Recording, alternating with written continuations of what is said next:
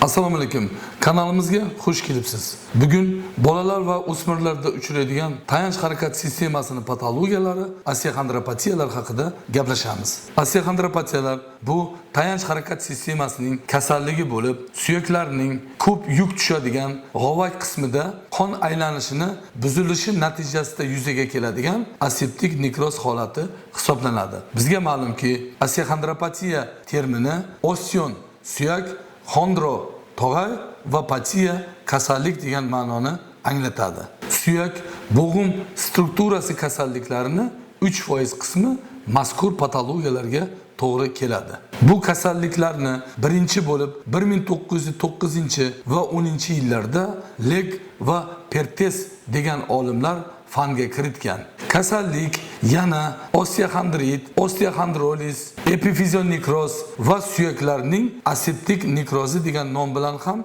yuritiladi.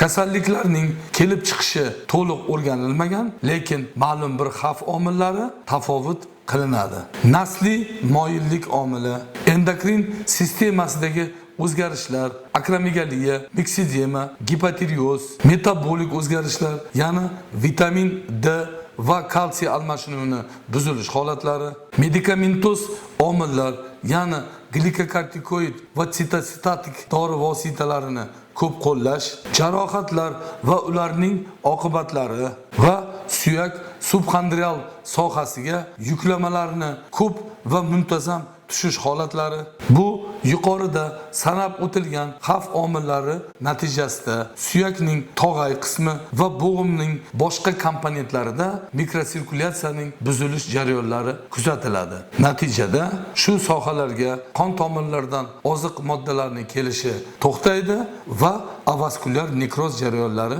boshlanadi. Suyaklarning shu qismida nekrozdan so'ng suyak va tog'ayda destruksiya va sekvestratsiya jarayonlari kuzatiladi. Osteoxondropatiya asosan bolalar va o'smirlarda kuzatiladi, kamdan kam holatlarda katta yoshli insonlarda ham uchraydi. Kasallik anatomik va rentgenologik jihatdan bosqichli davom etadi va surunkali kechishi bilan xarakterlanadi. Osteoxondropatiyalarning davomiyligi har xil 1 yildan 5-6 yilgachani tashkil qiladi. Asosan uzun va kalta naysmon suyaklarni epifiz va apofiz qismlarida uchraydi. Patologik jarayonni joylashgan joyiga qarab bo'g'im yuzalarida deformatsiyalar va ikkilamchi osteoartroz belgilari kuzatiladi. Suyaklarda reparativ jarayonlarning faolligi tufayli osteoxondropatiyalar ko'pgina holatlarda konservativ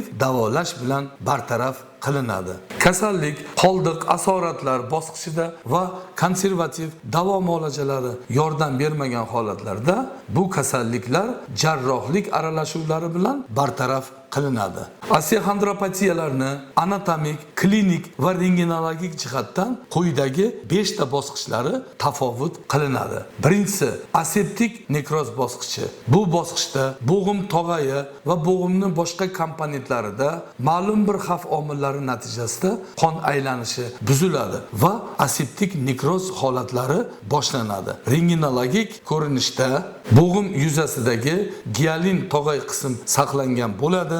Mahalliy osteoporoz va suyak strukturasida loyqalanish belgilari kuzatiladi. Tog'ay to'qimasidagi yallig'lanish jarayoni tufayli tog'ayning qalinlashishi hisobiga bo'g'im oraliqlari kengayadi. Bu bosqichning oxirida suyak moddasida kengayish va zichlashish holatlari yuzaga keladi. Impression sinish bosqichi. Bu bosqich kasallik boshlangandan keyin 3-4 oydan keyin boshlanadi. Rentgenda ko'rilganda suyaklarni g'ovak qismidagi balka va trabekulalarda tekislanish va yassilanish hisobiga yolg'on skleroz belgisi ko'rinadi. Bo'g'im konturlarida to'lqinsimon ko'rinishga keladi va deformatsiyalar yuzaga keladi.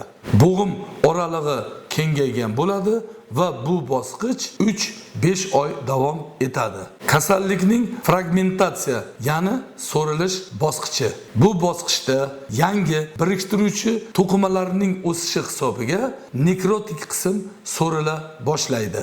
Bo'g'im yuzasidagi tog'ay va suyak qismlarida proliferativ jarayonlar avj oladi.